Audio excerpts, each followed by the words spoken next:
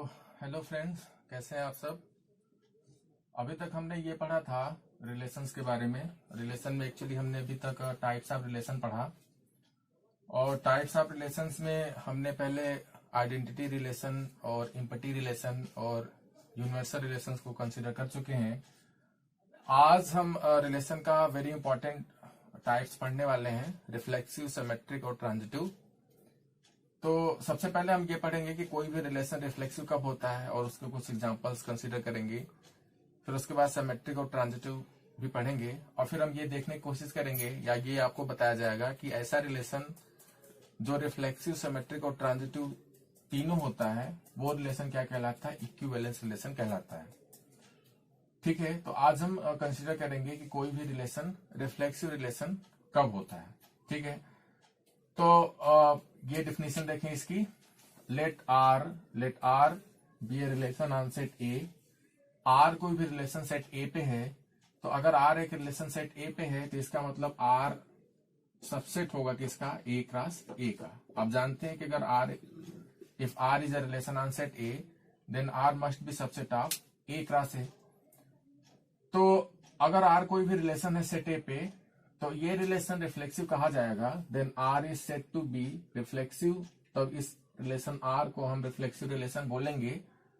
अगर ये लिखा जा रहा है if a belongs to R for every a belongs to a. अब इसका क्या मतलब है, इसका मतलब ये है कि इस सेट में, जिस सेट पे हम क्या कर रहे हैं, रिलेशन ले रहे हैं, उस सेट में जितने भी एलिमेंट हैं, जैसे हमने सेट ए पे रिलेशन लिया, अब इस सेट में जितने भी एलिमेंट हैं, for every a belongs to a, इस सेट ए में, जिस सेट पे भी आप रिलेशन कंसीडर कर रहे हैं, इस सेट में जितने भी एलिमेंट हैं उन एलिमेंट का रिलेशन उनके साथ होना चाहिए। ठीक है, इस सेट में जितने भी एलिमेंट्स हैं, इस सेट में, जिस सेट पे आप रिलेशन कंसीडर कर रहे हैं, इस सेट में जितने भी एलिमेंट्स हैं उन एलिमेंट्स का रिलेशन उनके साथ जरूर होना चाहिए। ठीक है, अगर ऐसी कंडीशन होती है तो हम कहते हैं कि ये रिलेशन हमारा क्या है, रिफ्लेक्सिव रिलेशन है। जैसे मान लीजिए कि हमने क्या लिया कि सेट ए कंसीडर कर रहे हैं, सेट ए जिसके एलिमेंट्स क्या हैं 1 2 3, और ए से ए में कोई भी रिलेशन हमने आर लिया है। ठीक है, let R be a relation on set A. ये देखें ध्यान से, ये सेट ए से सेट ए में रिलेशन आर है। तो आर कोई भी रिलेशन है सेट ए पे, तो ये रिलेशन जो होगा वो सबसेट होगा किसका, ए क्रॉस ए का। अब देखें, आप जानते हैं कि कई तरीके के रिलेशंस इसमें पॉसिबल होते हैं। जैसे अब इसमें टोटल नंबर ऑफ रिलेशन की बात करी जाए तो ए क्रॉस ए में कितने नंबर ऑफ एलिमेंट्स होंगे, 9 होंगे। ए क्रॉस ए में टोटल नंबर ऑफ एलिमेंट्स कितने होंगे, 9 होंगे। तो ए क्रॉस ए में जब टोटल नंबर ऑफ एलिमेंट 9 है तो ए क्रॉस ए में total number of, A cross ए के टोटल नंबर ऑफ सबसेट्स कितने होंगे, 2 टू द पावर 9 होंगे। ठीक है, अगर सेट ए में 3 एलिमेंट हैं और सेट बी में भी 3 एलिमेंट्स हैं तो ए क्रॉस ए में टोटल नंबर ऑफ एलिमेंट 9 होंगे। ठीक है, तो ए क्रॉस ए के टोटल कितने सबसेट्स होंगे, 2 टू द पावर 9 सबसेट्स होंगे। और 2 टू द पावर 9 सबसेट्स होंगे तो 2 टू द पावर 9 रिलेशन भी पॉसिबल होंगे। कहां पे, इस ए क्रॉस ए की अगर 2 टू द पावर 9 क्या है, सबसेट्स हैं, तो ए क्रॉस ए के टोटल कितने रिलेशन पॉसिबल होंगे, मतलब सेट ए पे टोटल नंबर ऑफ रिलेशन कितने पॉसिबल होंगे, 2 टू द पावर 9 पॉसिबल होंगे। तो उससे मतलब नहीं है। देखिए, हमको ये देखना है कि ये रिलेशन रिफ्लेक्सिव बोला जाएगा अगर इस सेट में जितने भी एलिमेंट हैं उन एलिमेंट का रिलेशन उनके साथ होना चाहिए। ठीक है, जैसे देखें, एग्जांपल देखें, हमने क्या लिया कि सेट ए पे ये कोई भी रिलेशन कंसीडर किया और सेट ए के एलिमेंट्स क्या है, 1 2 3 है, सेट ए के एलिमेंट्स क्या है, 1 2 3 है। ठीक है, अब मान लीजिए कि इसी सेट पे कोई रिलेशन ये हमने लिखा। ठीक है, हमने क्या लिया, सेट ए पे ये रिलेशन लिखा, और इस रिलेशन में हमने ये लिखा कि मान लीजिए 1 1 से रिलेटेड है, 2 2 से रिलेटेड है, 1 3 से रिलेटेड है। तो क्या ये रिलेशन रिफ्लेक्सिव होगा, ये रिलेशन रिफ्लेक्सिव नहीं होगा। क्यों नहीं होगा, देखें ध्यान से, क्यों नहीं होगा ये रिलेशन रिफ्लेक्सिव। क्यों, क्योंकि देखिए बोला जा रहा है कि for every a belongs to A, set A में जितने भी एलिमेंट हैं उन एलिमेंट का रिलेशन उनके साथ जरूर होना चाहिए। तो देखिए सेट ए में कितने एलिमेंट्स हैं, सेट ए के एलिमेंट्स क्या क्या है, 1 2 3 है। तो इस सेट को, इस रिलेशन को रिफ्लेक्सिव होने के लिए क्या होना चाहिए, 1 का रिलेशन 1 के साथ तो है, 2 का रिलेशन 2 के साथ तो है, लेकिन 3 का रिलेशन 3 के साथ नहीं है, इसलिए ये रिलेशन रिफ्लेक्सिव नहीं है। ठीक है, दूसरा रिलेशन मान लीजिए इसी सेट पे हमने एक और रिलेशन लिखा और इसके एलिमेंट्स हमने लिखा क्या, 2 2 1 2 3 3, ठीक है। 2 का रिलेशन 2 के साथ है, 1 का रिलेशन 2 के साथ है, 3 का रिलेशन 3 के साथ है। लेकिन फिर से यह रिलेशन रिफ्लेक्सिव रिलेशन नहीं है। क्यों? क्योंकि इसमें देखें 1 का रिलेशन 1 के साथ नहीं है। क्या बोला जा रहा है? ये बोला जा रहा है कि जितने भी एलिमेंट हैं उन एलिमेंट का रिलेशन उनके साथ जरूर होना चाहिए। तो यहां पे देखें, इसमें तो 3 भी एलिमेंट है और 3 का रिलेशन 3 के साथ है, 2 एक एलिमेंट है, 2 का रिलेशन 2 के साथ है, 1 भी तो इसकी सेट का एलिमेंट है, तो 1 का रिलेशन 1 के साथ होना चाहिए, इसलिए रिफ्लेक्सिव नहीं है। अब एक और एग्जांपल देखिए, इसको हमने क्या लिखा, इसमें हमने इसी सेट पे एक और रिलेशन लिखा। देखिए आप जानते हैं कि टोटल नंबर ऑफ रिलेशन कितने हैं इस सेट ए क्रॉस ए सेट पे, कितने नंबर ऑफ रिलेशन है? 2 to the power 9 रिलेशन है। तो आप अलग अलग तरीके से इन रिलेशंस को क्या कर सकते हैं, लिख सकते हैं। अब उनमें से कुछ रिफ्लेक्सिव हो सकते हैं, कुछ नहीं हो सकते हैं। रिफ्लेक्सिव कब होंगे? जो इस कंडीशन को क्या करेंगे, सेटिस्फाई करेंगे।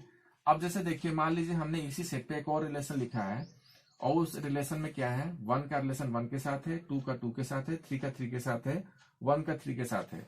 अब इसमें देखिए, इस सेट में जितने भी एलिमेंट हैं उन एलिमेंट का रिलेशन उनके साथ है।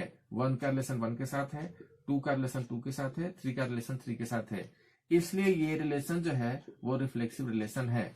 और आप कहें कि सर 1 का रिलेशन 3 के साथ है, देखिए इतने होने जरूरी हैं। उसके बाद कुछ एलिमेंट्स, कुछ आपको रिलेशन एक्स्ट्रा मिल रहे हैं, उससे कोई प्रॉब्लम नहीं है, ठीक है।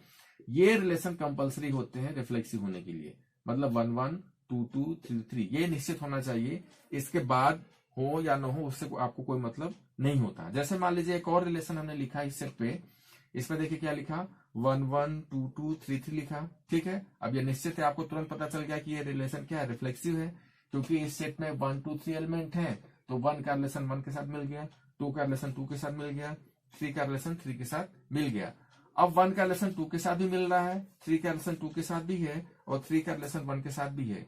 तो इससे हमको कोई मतलब नहीं होता है। हमारे पास ये देखना होता है हमको कि जितने भी एलिमेंट हैं वो एलिमेंट खुद से रिलेटेड है या नहीं है, और एलिमेंट इसमें रहे या ना रहे उससे कोई मतलब नहीं है। जैसे हमने इसमें क्या लिख दिया, इसमें हम ये भी लिख दें, जैसे मान लीजिए कि हमने इसमें 1 3 लिख दिया, अभी भी ये रिफ्लेक्सिव रिलेशन है। इसमें हमने क्या लिख दिया, इसमें हमने 2 3 लिख दिया, 2 3 लिख दिया इसी रिलेशन में, अभी भी ये रिफ्लेक्सिव रिलेशन है। रिफ्लेक्सिव रिलेशन के लिए बस ये आपको चेक करना है कि जितने भी एलिमेंट हैं वो एलिमेंट खुद से ही रिलेटेड हैं या नहीं है। इसमें देखिए 1 1 2 2 3 3 ये रिफ्लेक्सिव हो गया, 1 का रिलेशन 1 के साथ मिल गया, 2 का 2 के साथ मिला और 3 का 3 के साथ मिला। उसी तरीके से ये रिलेशन रिफ्लेक्सिव क्यों नहीं है? ये रिलेशन रिफ्लेक्सिव इसलिए नहीं है क्योंकि 1 का रिलेशन 1 के साथ तो है, 2 का रिलेशन 2 के साथ तो है, लेकिन 3 का रिलेशन 3 के साथ नहीं है। तो ये रिलेशन रिफ्लेक्सिव नहीं है। आप लिखेंगे this is not reflexive relation because 3 3 does not belongs to R, because 3 3 does not belongs to R, 3 का रिलेशन 3 के साथ नहीं है। सिमिलरली ये भी रिलेशन रिफ्लेक्सिव रिलेशन नहीं है क्योंकि इसमें 1 1 नहीं है, ठीक है। ये रिलेशन रिफ्लेक्सिव नहीं है क्योंकि इसमें देखिए 1 का रिलेशन 1 के साथ नहीं है, और बाकी ये दोनों रिलेशन जो है वो रिफ्लेक्सिव रिलेशन है। तो देखिए सबसे छोटा जो रिफ्लेक्सिव रिलेशन होता है वो यही होता है कि केवल आप ये लिख दें 1 1 2 2 3 3 लिख दें, ठीक है। कोई एक आप रिलेशन लिख दें, उसमें क्या है एलिमेंट, उसमें कोई भी रिलेशन लिख दें आप आर, और उसमें ये लिख दें क्या 1 1 2 2 3 3, ठीक है। तो ये सबसे छोटा रिफ्लेक्सिव रिलेशन है इस सेट पे, ठीक है। आपको जितनी चीजें चाहिए वो आपने लिख दिया, 1 1 लिख दिया, 2 2 लिख दिया, 3 3 लिख दिया। अब आपसे पूछा जाए कि क्या ये रिफ्लेक्सिव रिलेशन है, आपको रिफ्लेक्सिव रिलेशन है। और सबसे बड़ा रिफ्लेक्सिव रिलेशन क्या है? सबसे बड़ा रिफ्लेक्सिव रिलेशन, अगर आप इस सेट पे यूनिवर्सल रिलेशन लिखें, ए क्रॉस ए लिखें, तो वो भी रिफ्लेक्सिव रिलेशन होगा, क्योंकि जब आप ए क्रॉस ए लिखेंगे, जब इस सेट का एक रिलेशन जानते हैं आप, यूनिवर्सल रिलेशन एग्जिस्ट करता है जो किसके इक्वल होता है, ए क्रॉस ए के। तो जब आप ए क्रॉस ए लिखेंगे तो निश्चित है उस रिलेशन में जो आप यूनिवर्सल रिलेशन जिसको आप कहते हैं ए क्रॉस ए को, तो उसमें 1 का रिलेशन 1 के साथ, 2 का रिलेशन 2 के साथ, 3 का रिलेशन 3 के साथ निश्चित होगा, ठीक है। तो वो भी एक रिफ्लेक्सिव रिलेशन होता है, इनफैक्ट वही सबसे बड़ा रिफ्लेक्सिव रिलेशन होता है। तो होपफुली आप रिफ्लेक्सिव रिलेशन को समझ पाए होंगे। तो अब हम पढ़ेंगे कि कोई भी रिलेशन सिमेट्रिक कब होता है, ठीक है। तो थैंक यू वेरी मच।